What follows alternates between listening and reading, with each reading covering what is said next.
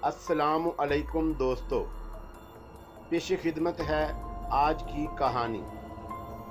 कहानी में आगे बढ़ने से पहले मेरी नए आने वाले दोस्तों से अपील है कि हमारे चैनल को सब्सक्राइब करें और बेल के आइकॉन को दबाकर ऑल नोटिफिकेशन ऑन कर दें ताकि हर आने वाली नई वीडियो का नोटिफिकेशन आपको बर वक्त मिल सके।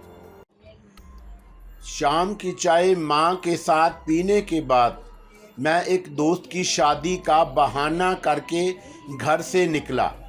बच्चे की एक आंख वाला पुरअसरार पेपर वेट मेरे कोट की अंदरूनी जेब में महफूज था।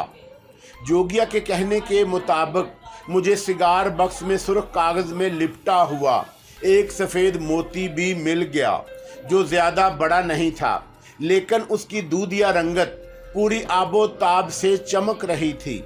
मोती से संदल और लोबान की मिली जुली खुशबू फूट रही थी। इस वक्त मेरी दस्ती घड़ी में 6:30 का अमल था। जोगिया ने कहा था कि मैं सरे शाम ही घर से निकल पड़ूं। उसने किसी मखसूस जगह जाने का तय्युन नहीं किया था। यही कहा था कि मैं जहां दिल चाहे घूमता रहूं। लेकिन ठीक आधी रात के बाद जब पूर्णमासी का पूरा चांद आसमानों के बीचों बीच हो, सफ़ेद मोती मुंह में रख लूं, उसके बाद बच्चे के कहने पर अमल करूं। जोगिया के कहने के मुताबिक वो रात मेरे लिए बड़ी मुबारक मगर बेहद खटन भी थी।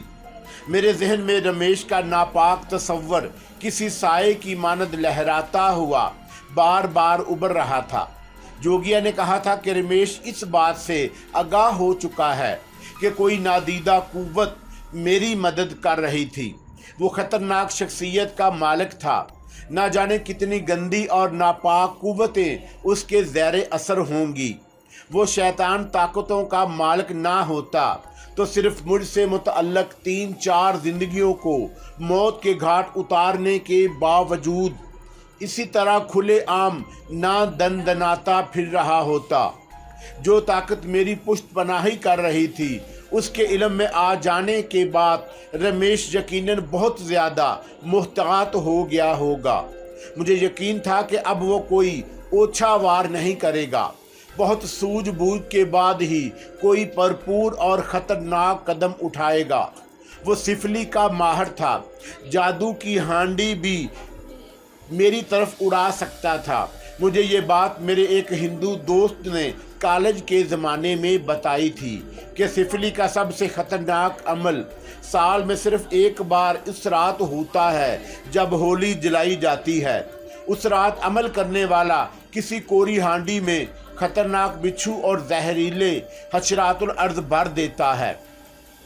शीशे के नोकीले टुकड़े और बड़ी बड़ी कीलें भी होती हैं। संदूर और मरगट की राख भी मलाई जाती है। फिर अमल करने वाला अपना नापाक अमल करके उसे फिजा में छोड़ देता है और जानलेवा हांडी दुश्मन के नाम पर ही उड़ती हुई जाकर मतलूबा शख्स से टकरा कर पाश पाश हो जाती है। जिस शख्स के नाम पर वो जीवधारी अमल किया जाता है, वो अगर समुंदर की तह में भी छुपा हो तो उस खतरनाक हांडी के निशाने से नहीं बच सकता। उसकी मौत यकीनी होती है।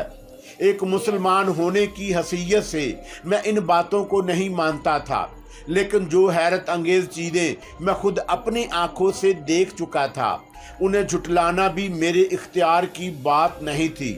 मेरे लिए मेरे वालिद की पुरअसरार मौत ही सबसे बड़ा सबूत थी।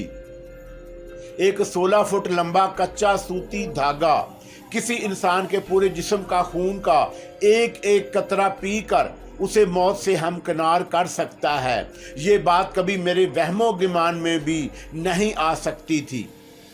लेकिन खून में रंगे सूत के कच्चे धागे का लाश के करीब मिलना और पोस्टमार्टम की रिपोर्ट को झुटलाया भी नहीं जा सकता था। पुलिस की तफ्तीश भी यही जाहिर करती थी कि फजारू के जिस कमरे में मेरे वालिद की पुरअसरार मौत वाक़या हुई थी, वो अंदर से बंद पाया गया। मेरे दिमाग पर बोझ बढ़ने लगा तो मैंने गाड़ी सिविल लाइन एरिया में एक कैफ़े के सामने खड़ी कर दी और उतरकर अंदर दाखिल हो गया। मुझे इस वक्त एक कप गर्मा गर्म काफ़ी की ज़रूरत बड़ी शिद्दत से महसूस हुई। मैंने अपने लिए एक कॉर्नर की नशस्त मुंतखब की जहां बैठकर मैं ना सिर्फ काफ़ी से लुत्फ़ अंदोज़ हो सकता था बल्कि शीशे से बाहर का नज़ारा भी कर सकता था। मैं सड़कों पर दौड़ती भागती गाड़ियों और फुटपाथ पर गुजरने वाले लोगों को देखने में मसरूफ़ था जब एक खूबसूरत वेट्रेस की मुतरन्नम आवाज़ मेरे कानों में गूंजी। मैं आपकी क्या खिदमत कर सकती हूँ? वो मेरे सामने ऑर्डर बुक और पेंसिल थामे खड़ी थी। एक कप ऑफ हॉट कॉफ़ी। मैंने उस पर एक सरसरी नज़र डालते हुए कहा, और कुछ? No thanks. वेट्रेस मेरा ऑर्डर लेकर चली गई। मैंने फिर जोगिया के बारे में सोचा। उसने आज की रात को मेरे लिए बहुत अहम करार दिया था। ये ताकीद भी की कि नादीदा बच्चे की आवाज़ मुझे जहाँ भी ले जाना चाहे मैं बिला किसी चूं चरा के उस पर अमल करूं। सफ़ेद मोती को निसफ रात गए मुंह के अंदर रखने को भी कहा था। वेट्रेस ने ट्रे लाकर मेज़ पर रख दी तो मैंने यूं ही मुस्कुराकर उसकी तरफ देखा और फिर काफ़ी बनाने में मशगूल हो गया। गर्म काफ़ी से उठने वाली भाप और खुशबू मेरे जहन को तरोताज़ा रखने में हमेशा बड़ी मुआवन साबित होती थी। इस वक्त भी मैं कुछ ऐसे ही कैफियत से दो चार था जब एक पिस्ता कद नौवार्द मेरे सामने आकर बड़ी बेतकल्फ़ी से बगैर इजाज़त लिए सामने वाली कुर्सी पर बैठ गया। मेरे कुर्बो जवार में और भी कई मेज़ें और कुर्सियां खाली थी, चुनाचा मुझे उसकी बेतकल्फ़ी गरां गुजरी। मैं संभल कर बैठ गया। फिर मैं उसे इसकी बेतकल्फ़ी और बद इखलाकी का एहसास दिलाने की खातर कुछ कहने के लिए मुनासिब अल्फाज तलाश कर रहा था जब उसने मुस्कुराकर कहा, खाकसार को प्रोफेसर खबती के नाम से जाना पहचाना जाता है। आपको मेरा अपने साथ बैठना नागवार खातर तो नहीं लगा। पहले लगा था, लेकिन आपका खूबसूरत नाम सुन लेने के बाद आप शायद मेरा मजाक उड़ाने की कोशिश कर रहे हैं। उसने बड़ी डटाई से मेरा जुमला मुनक़ते करके लापरवाही का मुजाहरा किया। फिर यकलख्त संजीदगी से बोला, क्या आपने कभी ज़िंदगी के इस फ़लसफ़े पर गौर किया है कि इंसान जब दौड़ता भागता है तो उसके पाँव आगे पीछे हरकत करते हैं, लेकिन कोई जहाज़ जब प्रवास से बेशतर रनवे पर दौड़ता है तो उसके पिछले दोनों पहिए एक साथ भागते हैं। दोबारा कभी जहाज़ देखने का इत्तफाक हुआ तो गौर ज़रूर कीजिएगा। मैंने उसे घूरते हुए, जहाज़ के कुछ पहिए आगे भी होते हैं, दुरुस्त फरमाया आपने, लेकिन वो भी साथ साथ चलते हैं, इंसान की तरह आगे पीछे कदम नहीं मारते। वो बेदस्तूर संजीदा था। कार के बारे में आपकी महाराना राय क्या है? मैंने उसका मजाक उड़ाने की कोशिश की। मैं चौंका, अरसे से बेकार हूँ, इसलिए मैंने कभी कार पर गौर नहीं किया। आईसी, मैं किसी ख्याल से चौंका। आपको शायद मुलाजमत की तलाश है। ऐसा भी नहीं है। वो पहलू बदलकर बड़े फ़लसफ़ियाना अंदाज में बोला, अपना अपना ख्याल है, लेकिन मैं अपने तजर्बे और मुशाहदे की बुनियाद पर ये बात बड़े यकीन से कह सकता हूँ कि मुलाजमत सिर्फ वही लोग करते हैं जिनकी मत मारी जाती है। आपका क्या ख्याल है? एक बात अर्ज़ करूँ आपसे? मैंने उसे नाखुशगवार अंदाज में मुखातब किया। जी फरमाइए। आप शायद गलती से एक ऐसी मेज़ पर आ गए हैं जहां एक शख्स सुकून से बैठकर काफ़ी पीने आया है। जी हाँ, मैं देख रहा हूं कि हमारे आसपास कुछ मेज़ें खाली भी हैं। वो एक तवील सांस लेकर बोला। खाली मेज़ें और खाली कुर्सियां देखकर मुझे इंसान की बेमायगी का एहसास होता है। मेरा ख्याल है कि अफलातून ने अपने किसी शागिर्द को, आप काफ़ी पीना पसंद करेंगे। मैंने उसे तेज़ नज़रों से घूरा। उसकी हमाकत ए मेज़ गुफ्तगू मेरे लिए नाकाबिले बर्दाश्त होती जा रही थी। जी नहीं, मैं जहर पीने का आदी नहीं। क्या मतलब? मैंने अपना गुस्सा बर्दाश्त ना कर सका। आप काफ़ी को जहर समझते हैं। जिस काफ़ी में जहर मिला हुआ हो, जो दुनिया का हर बाशऊर आदमी जहर ही कहेगा। उसने मेज़ पर कोहनी टिकाकर मध्यम लहजे में कहा, फिर जोगिया का मखसूस कोड दोहराते हुए बोला, उसने यही कहा था ना? आज का दिन तुम्हारे लिए शुभ भी है और कठिन भी। अब तुम काफ़ी छोड़कर वक्त गुजारने की फिक्र करो। तुम्हारे हिस्से की कठिनाइयाँ प्रोफेसर खबती भूग लेगा। मुझे यूँ महसूस हुआ जैसे किसी बिच्छू ने बेख्याली में मुझे डंक मार दिया हो। मैंने कॉफ़ी के कप से उठती हुई भाप को देखा। अगर जोगिया ने इस नवार्द के ज़रिए मुझे ख़तरे से बर वक़्त आगाह ना कराया होता तो मेरी मौत यकीनी थी। रमेश के रास्ते का कांटा हमेशा के लिए निकल जाता। मैंने किसी ख्याल से नज़र उठाकर उस खूबसूरत वेट्रेस की तरफ देखा जिसने मुझे काफ़ी सरो की थी।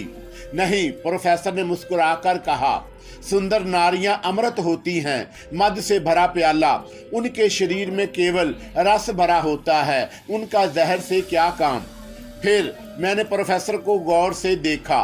वही चक्कर चला रहा है जो कल तक पाताल में किसी ताऊन ज़दा चूहे की तरह छुपा बैठा था।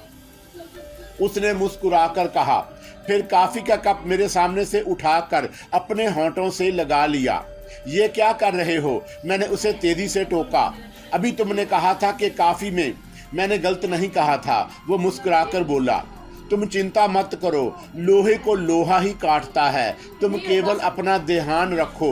जोगिया ने आज की रात के बारे में जो कुछ कहा था उस पर ध्यान रखना। अब जाओ, सुबह तक के लिए व्रत रख लो, इसी में तुम्हारी मुक्ति है। मैंने कोई जवाब नहीं दिया। जेब से पर्स निकालकर कॉफ़ी का बिल चुकाने की खातिर कुछ नोट मेज़ पर रखे और खामोशी से उठ गया।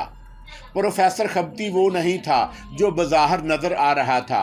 जोगिया का मखसूस कोड दोहराने के बाद उसने मेरी मेज़ पर आने का मकसद बयान कर दिया।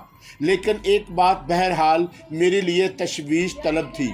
अगर काफ़ी में रमेश की तागूती कुव्वतों ने किसी तरह जहर शामिल करवा दिया था तो फिर प्रोफेसर ने इतने इत्मीनान से कप उठाकर होंठों से क्यों लगाया? क्या वो जहर उसकी मौत का सबब नहीं बन सकता था? मैंने कैफे से बाहर आकर गाड़ी में बैठते हुए एक नज़र उस मेज़ की तरफ डाली जिस पर कुछ देर कबल मैं बैठा था। मेरा ख्याल था कि प्रोफेसर वहाँ मौजूद होगा, लेकिन मेज़ मुझे खाली नज़र आ रही थी।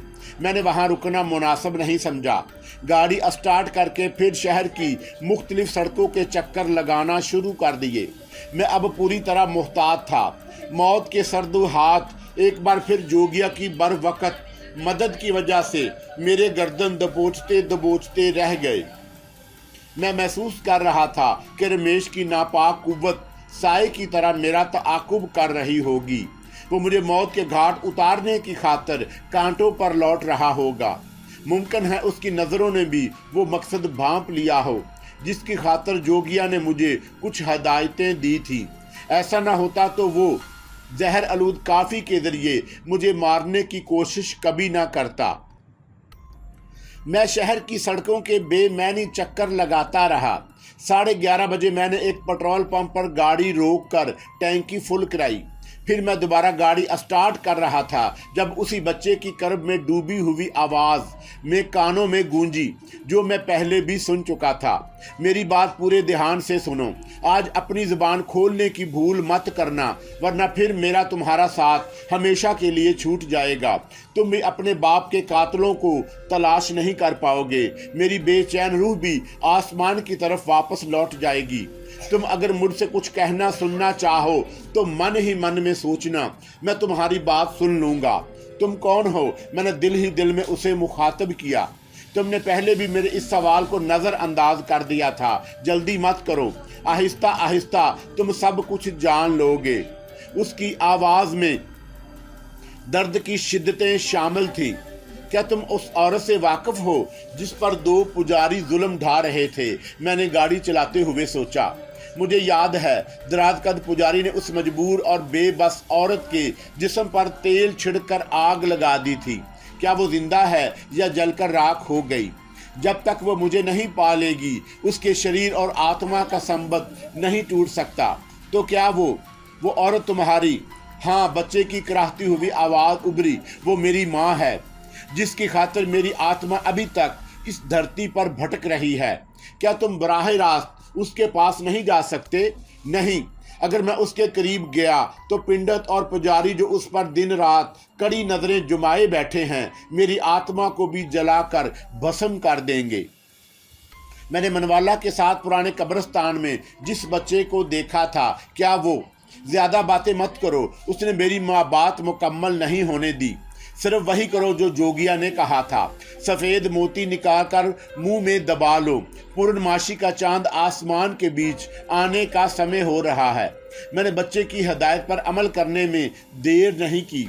सफ़ेद मोती निकालकर जुबान के नीचे दबा लिया।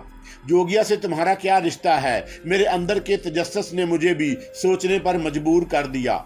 रिश्ते नाते सब झूठ हैं, मकर हैं, धोखा है। बच्चे की आवाज़ थोड़े तवक्कुफ से फिर मेरी कुव्वते समाज से टकराई। तुम्हारा और जोगिया का क्या संबंध? वो तुम्हारी मदद क्यों कर रहा है? शायद उसे मेरी ज़ात से हमदर्दी हो गई है।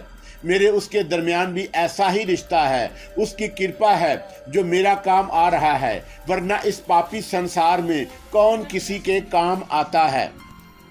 अपनी गाड़ी अब कहीं हिफाजत से खड़ी कर दो। उसने मेरी बात सुनी अनसुनी करते हुए कहा। क्या तुम मेरे बाप के कातलों को भी जानते हो? मैंने गाड़ी का रुख एक पार्किंग लॉट की तरफ जाने वाले रास्ते पर मोड़ दिया। जोगिया ने तुमसे कहा था कि समय का इंतजार करो, मैं भी यही कहूँगा। मैं इस नादीदा बच्चे का जवाब सुनकर तलमला उठा, लेकिन मैंने जबत से काम लिया। कुछ देर बाद मैंने गाड़ी पार्किंग लॉट में जाकर पार्क के पर उतरकर नीचे आ गया। मैं अब तुम्हारा हाथ थाम कर जहाँ ले जाऊंगा वहाँ अपनी जुबान बंद ही रखना। जब तक मेरी आवाज़ ना सुनो कोई बात मत करना, बच्चे ने कराहती आवाज़ में कहा। पिंडत और पुजारियों ने अब जो मंडल खींच रखे हैं वो बारूदी सुरंगों से भी ज़्यादा खतरनाक हैं। इस बार आग भड़क उठी तो फिर जोगिया भी हमारे काम नहीं आ सकेगा। सिर्फ आंखें खुली रखना और बस। क्या तुम मुझे अपना नाम बताना पसंद करोगे? मैंने किसी ख्याल के तहत पूछा। जात पात और भेदभाव के चक्कर में मत उलझो, ये सब इस धरती के ढकोसले हैं। एक मनुष्य दूसरे मनुष्य के मुश्किल समय में काम आ जाए, यही सबसे बड़ा दीनो धर्म है। मैं फिर उसके जवाब पर बना कर रह गया। सच्ची बात का स्वाद हमेशा बड़ा कड़वा होता है। कराहती हुई आवाज़ में जवाब मिला। फिर बच्चे के हाथ की अस्तखवानी उंगलियों ने मेरी कलाई के गिर्द अपना शिकंजा डाल दिया। मैं कुछ देर तक पैदल चलता रहा। फिर जहन पर एक बेनाम सी गनूदगी तारी होने लगी। मुझे यूं लगा जैसे शदीद धुंध ने अचानक नमूदार होकर मेरी बेनाई को भी धुंधला दिया हो। मैंने इस कैफियत से छुटकारा पाने की कोशिश की, लेकिन कामयाब ना हो सका। मेरी आंखें खुली हुई थी, लेकिन धुंध की वजह से मुझे कोई शय दिखाई ना दी। एक बार फिर मेरी वही कैफियत हुई जो पहले भी हो चुकी थी। मैं खुद को फिजा में तैरता महसूस कर रहा था। मेरी ये हालत कितनी देर बरकरार रही मैं यकीन से नहीं कह सकता, लेकिन दोबारा जब मेरे कदम ज़मीन से लगे और धुंध छटी तो मैंने खुद को एक नईम तारीक और वीरान कमरे में पाया। रोशनदान या किसी और जगह से छन छन कर आने वाली मध्यम रोशनी इतनी काफ़ी थी कि मैं पूरी तरह गौर करने के करबो ज्वार की चीज़ों को देख सकता था। वो कमरा ज़्यादा बड़ा नहीं था। एक मसहरी और 2 कुर्सियों के अलावा वहाँ फर्नीचर नाम की कोई और चीज़ मौजूद नहीं थी। कमरे का दरवाज़ा बंद दिखाई दे रहा था। मेरी कलाई पर मजबूती से जमी हुई अस्तखवानी उंगलियाँ मुझे खींचती हुई एक दीवार की सिमत ले जा रही थी, जहाँ कोई फ्रेम लटका नजर आया। मैं दीवार के करीब पहुँचा तो फ्रेम यकलख्त रोशन हो गया। मैं चौंके बगैर न रह सका। वो रोशनी यकीनन किसी साहराना कुव्वत का नतीजा थी जो सिर्फ फ्रेम तक महदूद थी। एक मामूली सी किरण थी जो इधर उधर फूटती नजर आई। मैं एक लम्हे को दम बखुद रह गया। फिर मेरी नज़रें फ्रेम में लगी उस तस्वीर पर जम गईं, जिसे गालबन बरसों से साफ करने की ज़रूरत महसूस नहीं की गई। धूल और गिर्द के सबब चेहरों के नकूश वाज़े तौर पर नजर नहीं आ रहे थे। मुझे उस तस्वीर के करीब ले जाया गया तो कुछ न कुछ मकसद भी ज़रूर होगा। मैंने तस्वीर पर जमी गिर्द साफ करने के बारे में सोचा, लेकिन फिर निगाहें फटी की फटी रह गईं।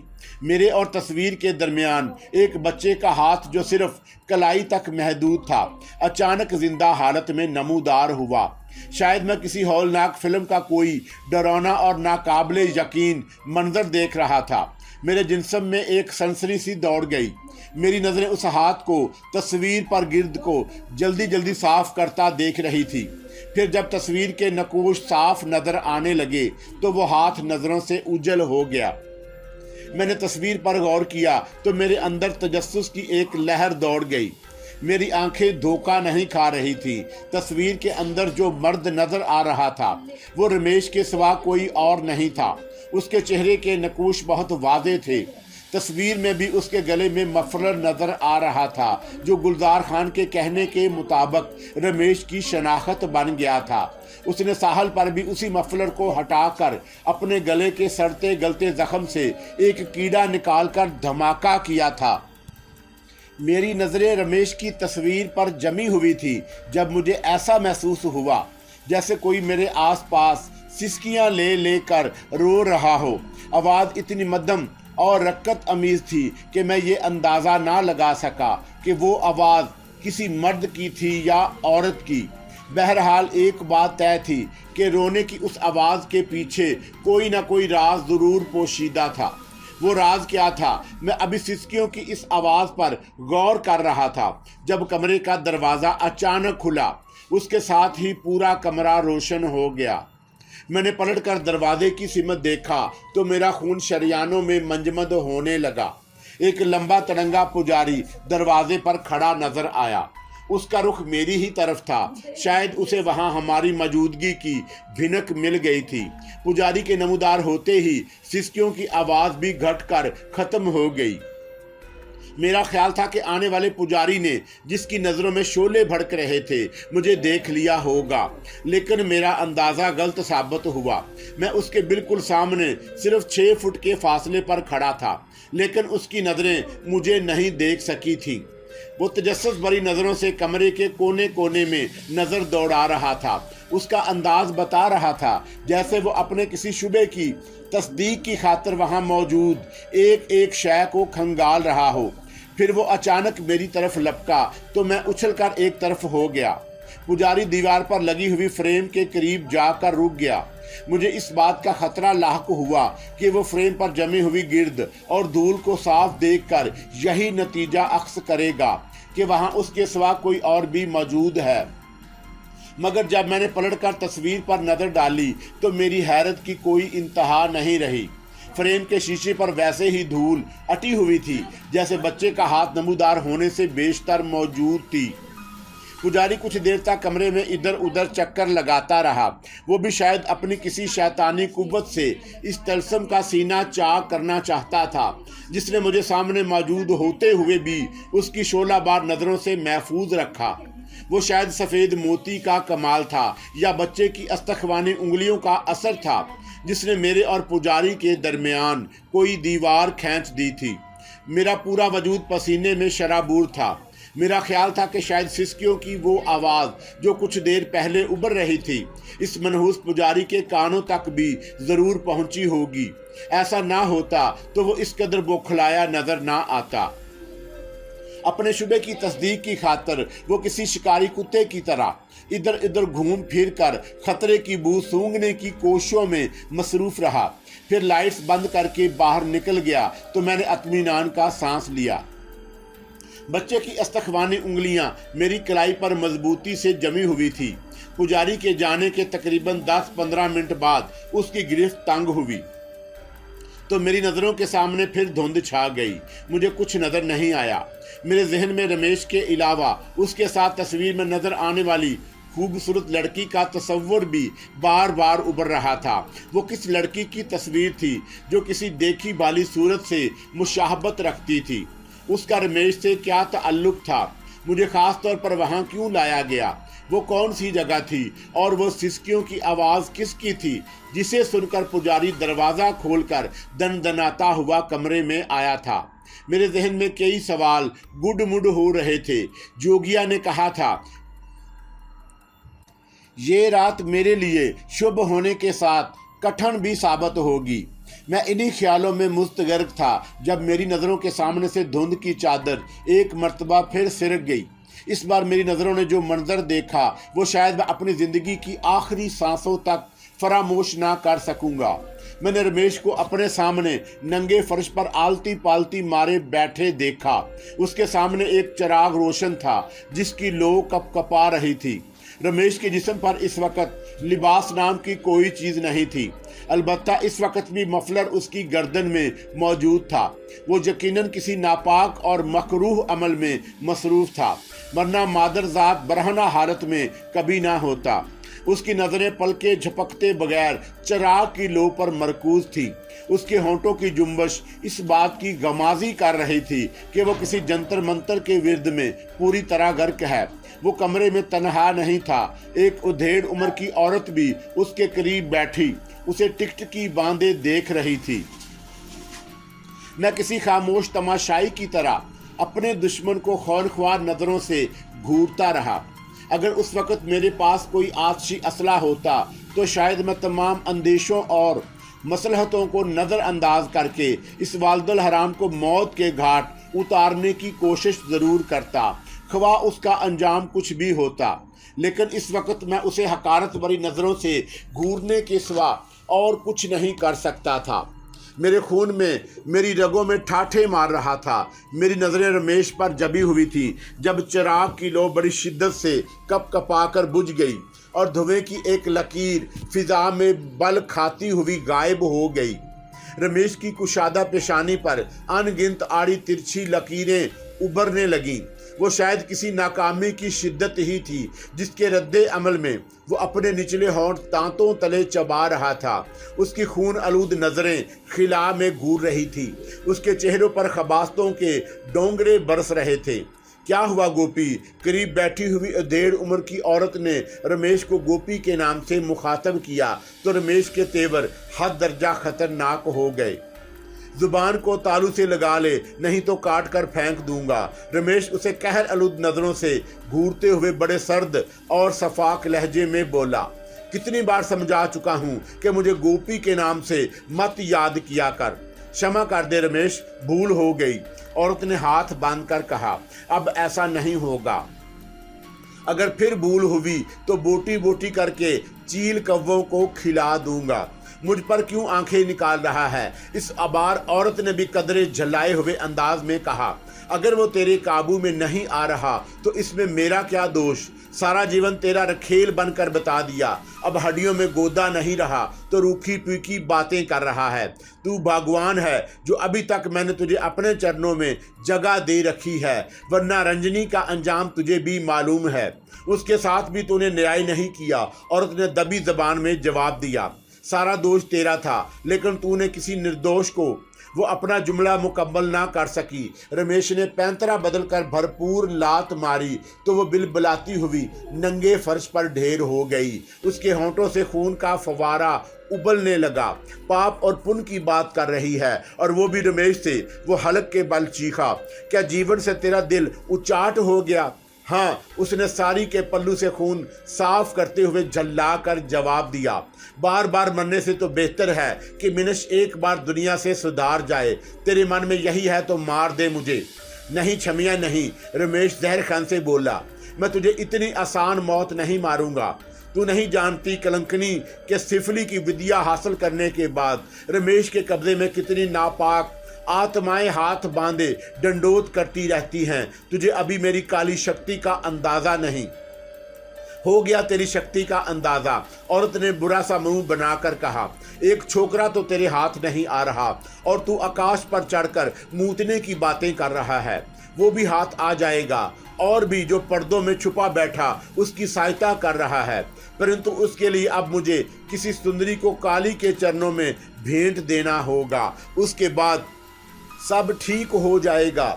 अपनी काठी पर भी एक नज़र डाल ले। औरत ने हकारत से जवाब दिया, अब कोई सुंदरी रंजनी की तरह तेरे झांसे में नहीं आएगी। तू अपने आप को केवल भूल रही है। रमेश ने मैनी खेद अंदाज में कहा, मैं सुंदरी होती तो इस तरह तू मेरे मुंह पर लात मारने की बजाय मेरे तलवे चाट रहा होता।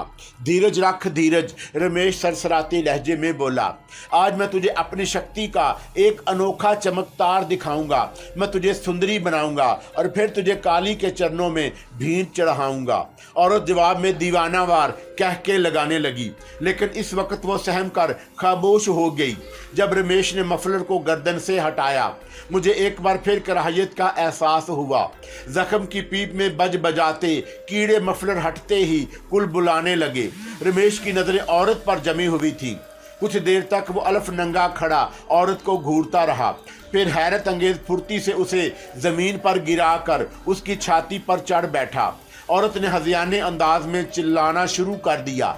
खुद को रमेश के बोझ से आज़ाद करवाने की खातिर वो माहिर बेआब की तरह तड़प रही थी, हाथ पैर चला रही थी, लेकिन रमेश ने उसे पूरी तरह बेबस कर रहा था।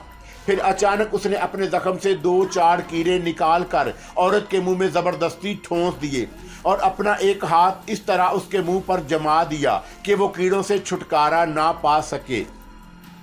औरत ने खुद को आज़ाद करने की जद्दोजहद और तेज़ कर दी, लेकिन कामयाब ना हो सकी। फिर कुछ देर बाद जब रमेश को इस बात का यकीन हो गया कि कीड़े औरत के हलक से नीचे उतर चुके होंगे, तो वह उसे छोड़कर उठ खड़ा हुआ। उसकी आंखें शैतानी अंदाज में चमक रही थी। औरत बार बार अबकाइयाँ ले रही थी। उसके मुंह से रमेश के लिए मगलजात गालियाँ भी उबल रही थी, लेकिन वो खामोश खड़ा उसे इसी तरह घूर रहा था जैसे वह दोनों कानों से बहरा हो गया हो। उसके होंठ मुस्तकिल बदबदा रहे थे, शायद वो किसी नापाक अमल में मसरूफ था। मैं बड़ी मुश्किलों से अपना गुस्सा जब्त किए सब कुछ देखता रहा। फिर उस वक़्त मुझे अपनी बेनाई पर शुबा होने लगा जब मैंने उधेड़ उम्र की औरत के जिस्म पर पड़ी झुर्रियों को इस तरह गायब होते देखा जैसे किसी शिकन आलूद कपड़े पर गर्म इस्त्री फेरने से उसकी सारी सिलवटें बेतदरीज ख़त्म हो जाती हैं। वो औरत भी किसी ऐसे ही शैतानी अमल से गुजर रही थी। मेरे देखते ही देखते उसके जिस्म की सारी झुर्रियाँ गायब हो गईं। उसकी जिल्द की रंगत भी निखरने लगी। रमेश की नज़रें उस पर पूरी तरह जमी हुई थी। उसके होंठ बराबर किसी जंतर मंतर के जाप में मसरूफ थे। फिर 10-15 मिनट बाद वो औरत नंगे फर्श से उठी तो मैं भी शशदर रह गया। कुछ देर कबल उधेड़ उम्र नजर आने वाली औरत अब 18-19 साल की एक अल्हड़ हसीना का रंगो रूप इख्तियार कर चुकी थी। मैं शायद जागती नज़रों से कोई तिलस्मी ख्वाब देख रहा था। अब क्या विचार है रमेश के बारे में? उसने औरत को बाजारी अंदाज में मुखातब किया। अब तो तेरी हड्डियों में भर रसवार गोदा भर गया। फिर से तूने वही रूप धार लिया जो पहली रात की दुल्हन का होता है। आप मेरी छाती से लग जा। नहीं, औरत ने सपाट लहजे में कहा, तुम अगर मुझे काली के पुत्र चरणों में भींट चढ़ाना चाहते हो तो फिर मेरे सुंदर शरीर को हाथ लगाना तुम्हारे लिए पाप होगा। रंजनी भी तेरी तरह पाप और पुण्य की बातें करती थी, पर क्या अंजाम हुआ उसका? रमेश ने बड़ी खबासत से कहा, फिर लपक कर उसे इसी तरह अपनी बाहों में दबोच लिया जैसे किसी शिकरे ने एक मासूम कबूतरी को अपने पंजों में पूरी तरह जकड़ रखा हो। नहीं रमेश नहीं, औरत गड़गड़ाने लगी। तूने अगर अपनी शक्ति से मुझे नया जीवन, नई जवानी दान की है तो अब उसे बर्बाद मत कर, मुझे आज़ाद कर दे। मैं तमाम जीवन तेरी उभारी रहूंगी। तूने मुझ पर अबकार किया है तो मेरी बिनती भी सुन ले। राम लैला सुनाकर रमेश को जुल देने की कोशिश कर रही है। उपकार मैंने किया, सुंदरता और भरपूर जवानी मैंने दान की और तू दूसरों के साथ मज़े उड़ाने का सपना देख रही है। रमेश ने उसके खूबसूरत बालों को मुट्ठी में जकड़ कर कहा, तू चली गई तो मेरे शरीर की उंगली पर अमृत जल का छिड़काव कौन करेगा? फिर उसने एक ही झटके से औरत की चोली घसीट कर एक तरफ उछाल दी। उसकी आंखों में शैतान नाच रहा था। औरत अपना जिस्म चुराने लगी। उसकी निगाहों में सुलगती चिंगारियां आहिस्ता आहिस्ता भड़क रही थीं। मैं कहती हूँ बाज आजा रमेश, उसने रुपेश की नज़रों में नज़रें डालकर कदरे दुरुस्त लहजे में कहा। तेरे मन में जो अग्नि भड़क रही है उसे ठंडा करने के लिए रंजनी की बहन को बुला ले। उसने तुझे सर चढ़ा रखा है। उसने शरण ना दी होती तो आज तू यहाँ ना होता। बस चुप हो जा। रमेश किसी भूखे शेर की तरह गरजा। अब अगर एक शब्द भी जुबान से निकाला तो तुझे रंजनी से ज़्यादा कष्ट भोगना पड़ेगा। मेरे चेले और मेरे मंत्र के बैर तेरी बोटी बोटी नोच कर रख देंगे। सुना तूने मैं क्या कह रहा हूँ? नहीं, औरत किसी जख्मी शेरनी की तरह बफर गई। उसकी गजाली आंखों में शोले जाग उठे, चीख कर बोली, आज मुझे नहीं बल्कि तुझे मेरी बात सुनना पड़ेगी। मुझे छोड़ दे, नहीं तो मैं रमेश, गोपी और गुप्ता का सारा भांडा अभी फोड़ दूंगी।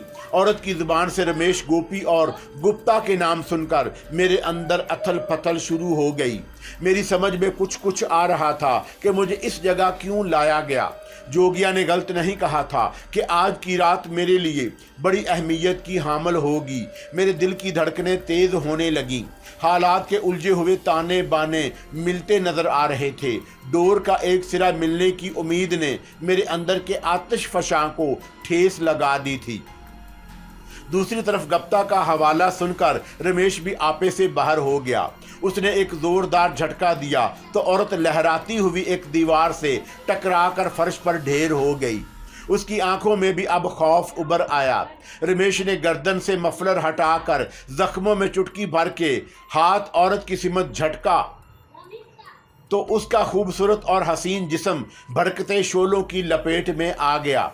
औरत की कर्बनाक चीखें दरो दीवार से टकरा रही थी और रमेश उसकी अज़ियत से लुत्फ़ अंदोज होकर दीवानावार कह के बुलंद कर रहा था।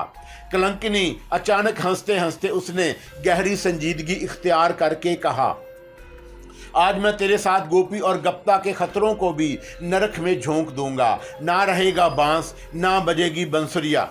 औरत ने कोई जवाब नहीं दिया। वो आग के शोलों से बचने की खातिर पागलों की तरह उठकर कमरे में इधर उधर भागने लगी। मुक्त सिर से कमरे में गोश्त जलने की चरांद की बू फैल रही थी। रमेश ने फिर कहका लगाना शुरू कर दिया। मैं दम बखुद खड़ा उस होलनाक मंजर को देखता रहा। मौत और जिंदगी का वो बेहानक खेल इस वक्त मेरे लिए एक नाकाबिले यकीन मंजर पेश करने लगा। औरत के जिस्म का सारा गोश्त जल चुका, लेकिन उसकी हड्डियों का ढांचा कमरे में दौड़ता फिर रहा था और हड्डियों के इस इंसानी पिंजर से आग के शोले बुलंद हो रहे थे। करीब था कि मेरी कुव्वते बर्दाश्त जवाब दे जाती। मेरे मुंह से कोई चीख बुलंद होकर वहां हमारी मौजूदगी का राज उगल देती, लेकिन शायद बच्चे की रूह को मेरी कैफियत का अंदाज़ा हो चुका था। उसके हाथ की अस्तखवानी उंगलियों की गिरफ्त अचानक मेरी कलाई पर शिद्दत इख्तियार करने लगी। उसके साथ ही मुझे यूं महसूस हुआ जैसे मेरी निगाहों के सामने कोई स्याह पर्दा हायल हो गया हो। मेरे हलक से उभरने वाली चीख मेरे वजूद के अंदर ही घुट कर रह गई।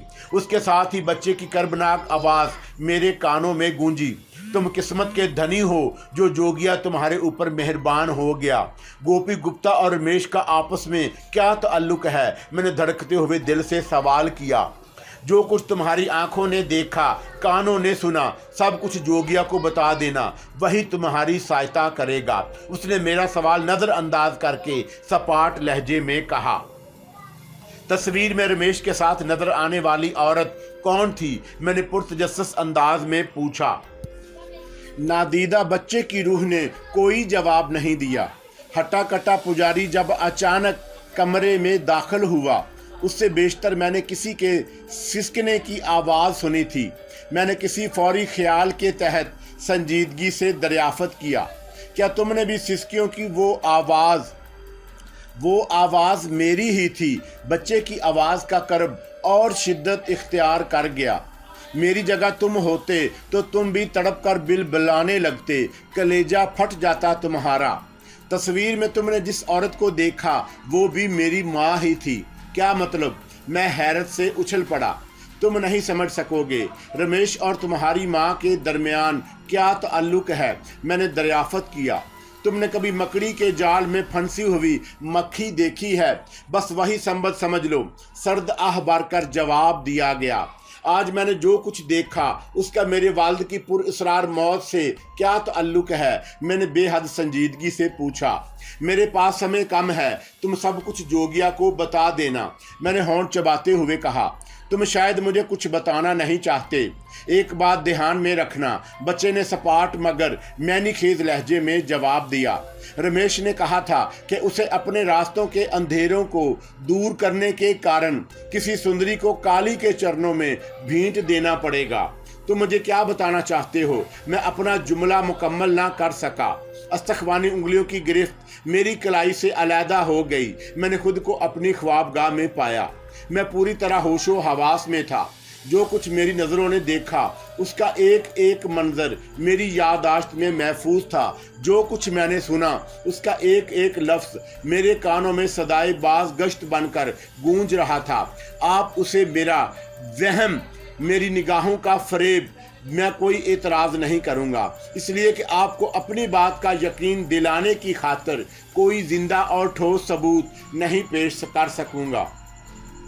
लेकिन मुझे यकीन है कि मैं जो अलमनाक और हैरत अंगेज़ दास्तान रकम कर रहा हूँ उसकी आखिरी सतह तक पढ़ने के बाद शायद आपके लिए ये फ़ैसला करना बेहद दुश्वार साबित हो कि मेरी ज़िंदगी उन पुरअसरार वाक़यात में कितना सच और कितना झूठ।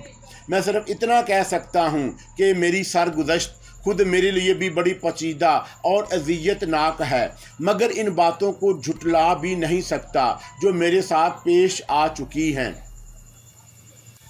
बात अगर सिर्फ रमेश और गोपी तक महदूद रहती तो शायद मैं अंधेरे में ही रहता, लेकिन गुप्ता का नाम मेरे जहन में किसी सुर्ख रोशनी की तरह बार बार जल बुझ रहा था।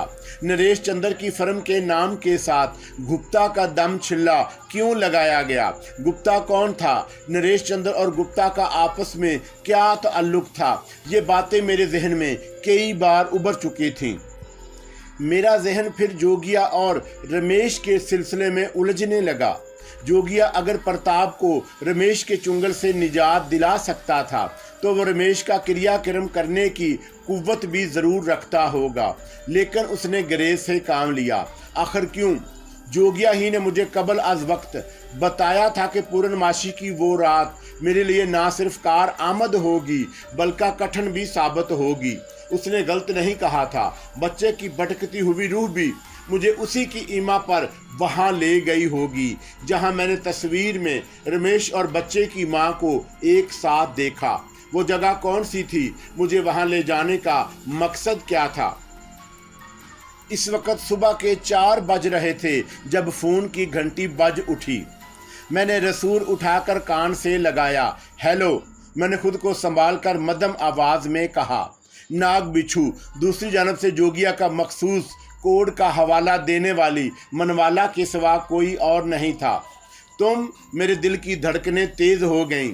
हाँ, मनवाला ने संजीदगी से जवाब दिया। मुझे खुशी हुई कि तुम्हारा आज का मिशन कामयाब रहा। मैंने यही कहा था कि पूर्णमासी की रात तुम्हारे लिए बड़ी शुभ साबित होगी। मेरे जहन में बहुत सारे सवालात। मैं जानती हूँ इस समय तुम्हारे मन में जवार भाटे की कैफियत तारी है। मनवाला ने जो इस वक्त यकीनन जोगिया की मावराई कुव्वतों के ज़ैर असर थी, सपाट लहजे में कहा। तुम रंजनी और अंजला के बीच जो संबंध तलाश कर रहे हो वही डोर का सिरा है जिसकी मुझे तलाश थी। क्या मतलब? रंजनी और अंजला एक दूसरे की बहनें हैं। मनवाला ने इस बार संजीदगी से जवाब दिया। रमेश ने सिफली की नापाक कुव्वतों से उन दोनों को किसी जहरीले नाग के अनुसार अपनी कुंडली के बीच बीच दबोच रखा है। रमेश और रंजनी का क्या ताल्लुक है? मैंने तेजी से पूछा। जो बालक तुम्हारे हाथ थाम कर ले गया वो तुम्हें उसका जवाब दे चुका है, मनवाला ने सरसराते लहजे में कहा। उस बाग जले ने गलत नहीं कहा था कि रमेश और नरंजनी के दरमियान वही ताल्लुक है जो किसी चालाक मकड़ी का अपने जाले में फंसी हुई मक्खी से होता है। वो बदनसीब औरत कौन थी जिसे आग में जला दिया गया? वो रमेश की रखेल ही थी जिसे गुप्ता का नाम दरमियान में लाने के जुर्म में जलाकर भस्म कर दिया गया। गुप्ता कौन है? वही जो तुम सोच रहे हो। इस बार मबहम अंदाज में जवाब दिया गया। इस वक्त वो कहाँ है? मैंने निचला होंठ चबाते हुए दरियाफत किया। मैं देख रही हूँ कि तुम्हारे मन में सुलगते ज्वालामुखी में अथल पथल हो रही है, लेकिन खुद को शांत रखो। जल्दी करोगे तो काम खोटा हो जाएगा। क्या तुम नहीं जानते कि मेरे बाप का कातिल कौन है? मैं झल्ला गया। मुझसे क्यों पूछ रहे हो? क्या रमेश ने तुमसे खुद नहीं कहा कि असल बख्ता राव वही है जहां बच्चे की रूह मुझे ले गई थी? क्या तुम वहां नहीं जा सकते? मैंने तलमला कर पूछा। धीरज से काम लो दानिश जी, मनवाला ने सपाट अंदाज में कहा। मैं तुम्हें बता चुकी हूँ कि पुरस्कार कुव्वतियों पर भी कुछ रोक टोक लागू होती है। जो हद से फलांग जाए उसे ऊपर वाला भी क्षमा नहीं करता। अभी केवल डोर का सिरा हाथ लगा है। मेरी बात काट कर संजीदगी से कहा गया। उलझी हुई गुत्थियों को सुलझाने में कुछ समय तो लगेगा।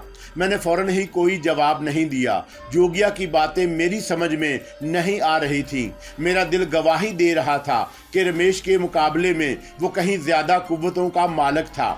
आग में जलने वाली औरत ने भी रमेश से झल्ला कर कहा था कि वो एक छोकरे को तो काबू नहीं कर सका और लंबी चौड़ी डींगे मार रहा है। औरत की बात सुनकर रमेश के चेहरे पर एक रंग आकर गुजर गया था। उसने होंठ भींचकर यही कहा था कि वो भी हाथ आ जाएगा, और वो भी जो पर्दों में छुपा बैठा उसकी सहायता कर रहा है। उसने अपने मकसद में कामयाबी की खातिर किसी खूबसूरत और हसीन लड़की को काली के कदमों में बतौर नजराना पेश करने की बात की थी। 7 बजे के करीब जब मैं अपनी ख्वाबगाह में आईने के सामने खड़ा तैयारी कर रहा था तो मुलाजिम ने मेरे जनरल मैनेजर के आने की इत्तला दी। वो साल 6 महीने में जब भी आते कोई ना कोई बहुत ही अहम काम दरपेश होता। मुलाजिम की ज़ुबानी उनके आने की इत्तला पाकर मेरे कदम गैर इख्तियारी तौर पर बाहर जाने के लिए उठ गए। लेकिन अभी मैं आधा रास्ता भी ना तय कर पाया था कि जोगिया की आवाज़ मेरे कानों में सजाए बाज गश्त बनकर गूंजी। अगर कोई घर पर भी मिलने आए तो उसे टाल देना, आंखें और कान खुले रखना, वरना बहुत कुछ नष्ट हो जाएगा। मेरे कदम बढ़ते बढ़ते रुक गए। मैंने मुलाजिम से कहा कि वो मेरे सोने का बहाना करके जनरल मैनेजर को टाल दे। मुलाजिम के जाने के बाद मैं दोबारा अपने कमरे में आ गया।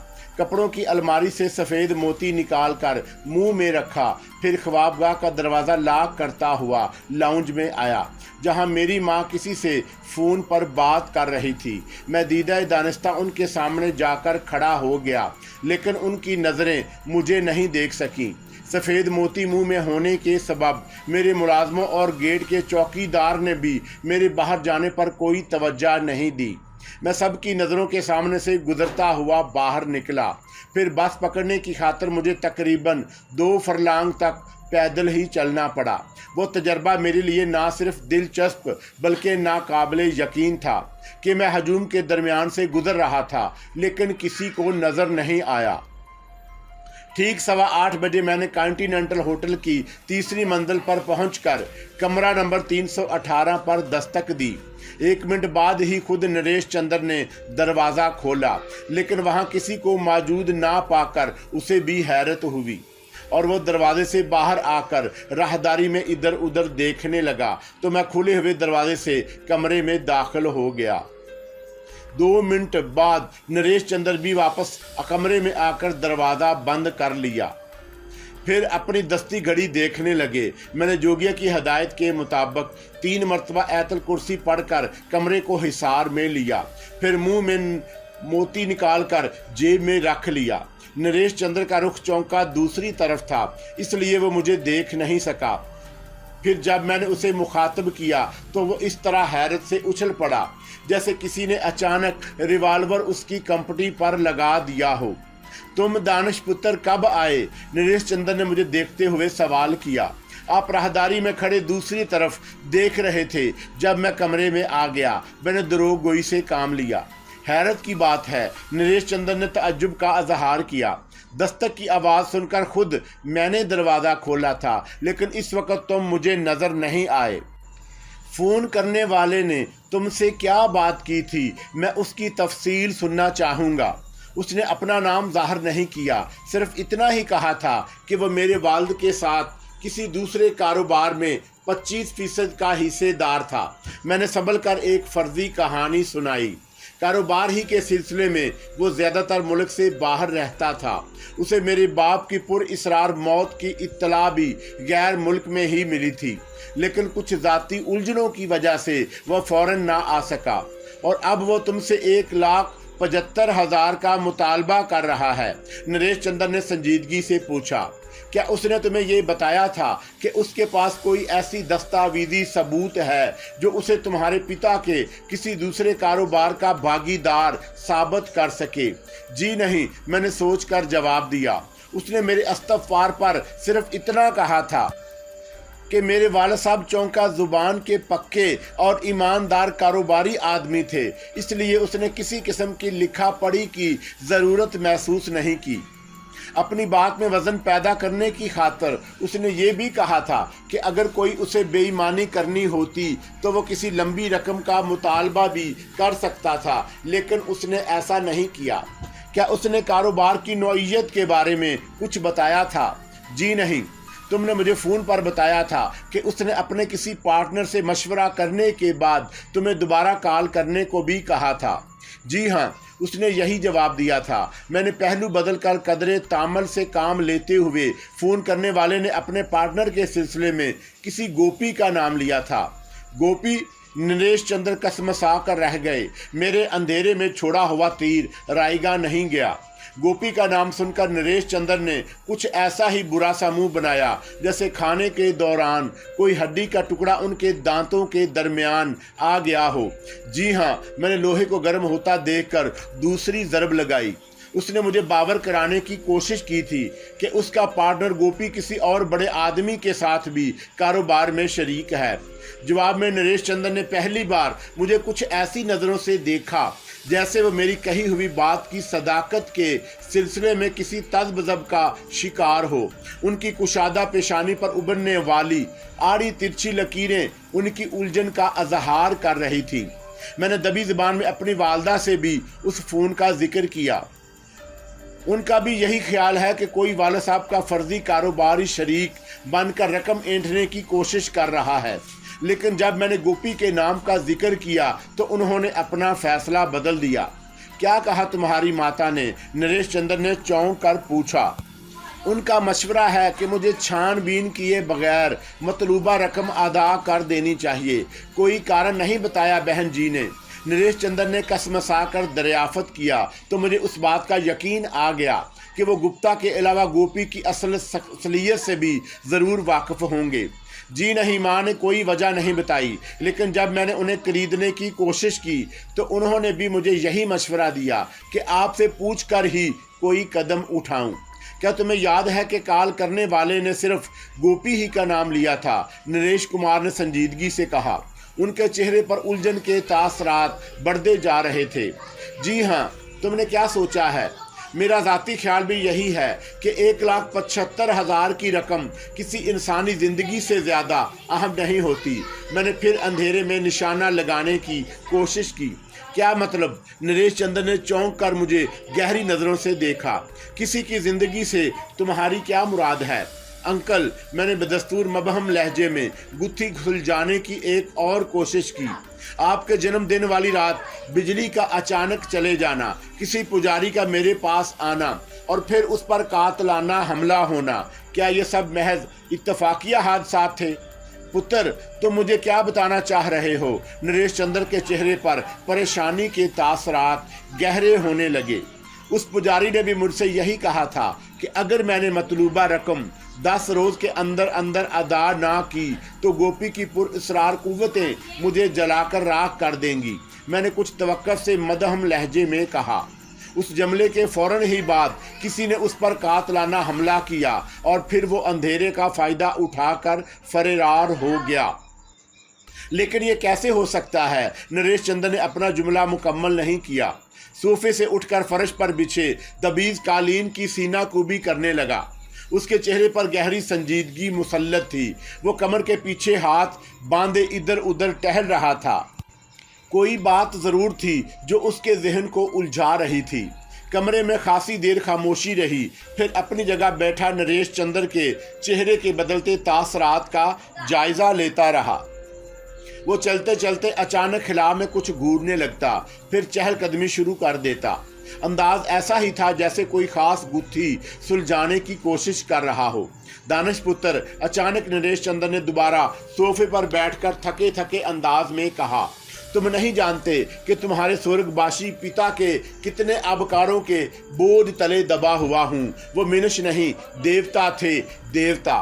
मैं अगर सारा जीवन तुम्हारे परिवार की सेवा करता रहूं तब भी उन एहसानों के बोझ को चुकता नहीं कर सकता। उन्होंने जिस तरह मेरे साथ दोस्ती निभाई, इस तरह तो आजकल कोई अपने सगों के साथ भी नहीं करता। मैं अगर उन्हें भगवान का दूसरा रूप कहूं तो शायद गलत नहीं होगा। नरेश चंद्र ने एक सर्द आह भरकर अपनी बात जारी रखी। वो समय मेरे लिए बड़ा कठिन था जब मेरी इज्जत और आबरू दांव पर लगी हुई थी। मेरे अपनों ने भी मेरा साथ छोड़ दिया, लेकिन तुम्हारे पिता ने मेरे कारण अपना जीवन भी भीख चढ़ा दिया।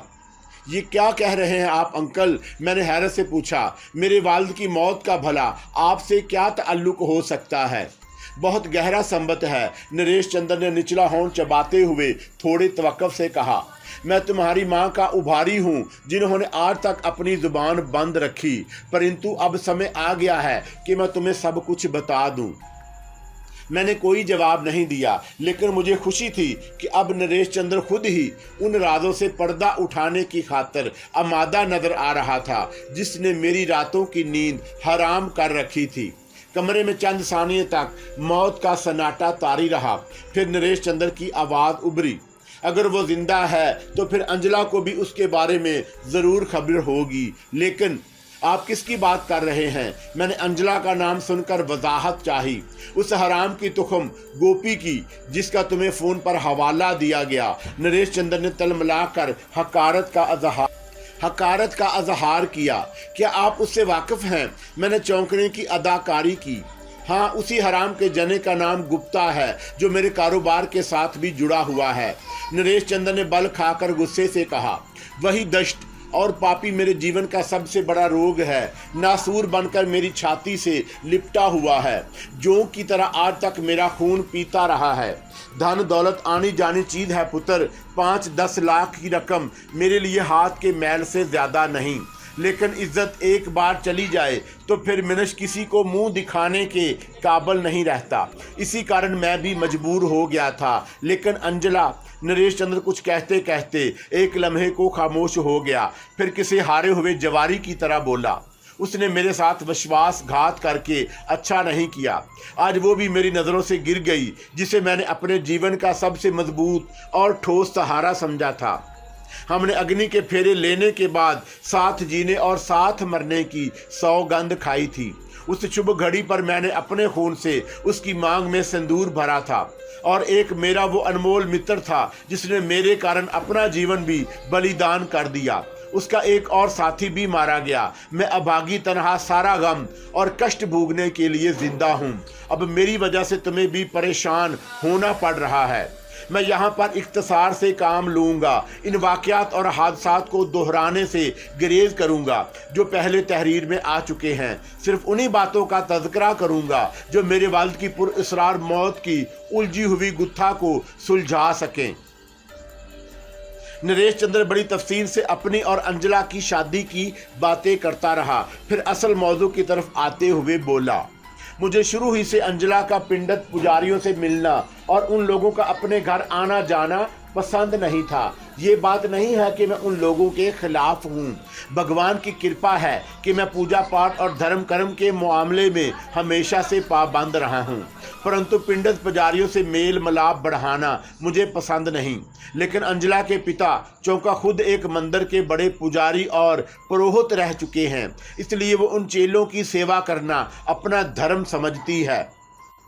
अंजला का कहना था कि पिंडत पुजारी हमारे लिए प्रार्थना करेंगे तो हमारा जीवन सदा सुखी रहेगा और कारोबार भी चमकेगा। हुआ भी ऐसा। एक पंडित ने कहा था कि मैं बहुत बड़ा व्यापारी सेठ बनूंगा, और देखते ही देखते उसका कहा सच साबित हुआ। मेरा कारोबार के साथ साथ धन दौलत की रेल पेल हुई तो मैंने अंजला को रोकना टोकना बंद कर दिया। लेकिन उसके बाद जो कुछ हुआ वो बहुत बुरा हुआ। नरेश चंद्र सांस लेने के लिए रुका, फिर पहलू बदल कर बोला। अंजला के पिता का देहांत हुआ तो रंजनी भी अंजला के पास आ गई। वो बड़ी भोली भाली सोशल और सुंदर लड़की थी। उसके आ जाने से अंजला का मन बहल गया। लेकिन रमेश गुप्ता नामी एक पुजारी ने रंजनी के साथ प्यार का टानक रिचाकर उसके जीवन में जहर घोल दिया, जो एक नारी के जीवन का सबसे बड़ा पाप होता है। अंजला को जब हालात का पता चला तो उसने रमेश गुप्ता के साथ रंजनी के विवाह की बात की। गुप्ता ने पहले तो कुछ दिनों टाल मटोल की, फिर उसने ये कहकर इनकार कर दिया कि रंजनी के ताल्लुकात सिर्फ उसी के साथ नहीं दूसरे पुजारियों के साथ भी हैं। अंजला खून का घोंट पीकर खामोश हो गई। उसने रमेश गुप्ता के ऊपर अपने घर के दरवाजे बंद कर दिए। उस पापी ने भी मुंह मोड़ लिया। नरेश चंद्र एक लम्हे को खामोश हुआ। उसके चेहरे पर कर्ब के तासरात नुमाया हो रहे थे। वो मुझसे आंख नहीं मिला रहा था। उसकी जगह मैं होता तो शायद मेरी भी वही कैफियत होती। कुछ देर खिला में इधर उधर देखता रहा, फिर मध्यम आवाज में कहना शुरू किया। गुप्ता निरंजनी के शरीर में अपने पाप का जो बीज बो गया था, जब वो खुलकर सामने आने लगा तो अंजला मुझसे उसकी बीमारी का बहाना करके एक पहाड़ी मकाम पर ले गई, जहां रंजनी ने एक बच्चे को जन्म दिया। अंजला ने वहां के अस्पताल में रंजनी के बच्चे के बाप का नाम लिखवाते हुए भूल से उसी हरामजादे का नाम ले दिया जो उसकी ज़िंदगी की सबसे बड़ी भूल थी। बच्चे की पैदाइश के बाद अंजला ने उसे वहां एक गरीब कुंबे के हवाले सौंपा और रंजनी को लेकर वापस आ गई। क्या आपको रंजनी रमेश गुप्ता की कहानी के बारे में कुछ खबर नहीं थी? खबर होती तो मैं उसे और बलात्कार करने वाले को खड़े घाट गोली मार देता, नरेश चंद्र ने हाथ मलते हुए बड़े गुस्से से कहा। फिर कुछ देर तक गुस्से पर काबू पाने के बाद बोला, अंजला ने अपनी बहन की बदनामी के कारण हर बात मुझसे छुपाई और 2 साल बीत गए तो उसने नरेंजना के लिए कई जगह रिश्ते की बात चलाई, लेकिन अभागन के भाग में जो लिखा था वो पूरा होकर रहा। रमेश गुप्ता जो 2-2.5 साल तक के लिए कहीं मर गप गया था, दोबारा सीना तान कर सामने आ गया। Come and fly away with me. Come and fly away with me. Come and fly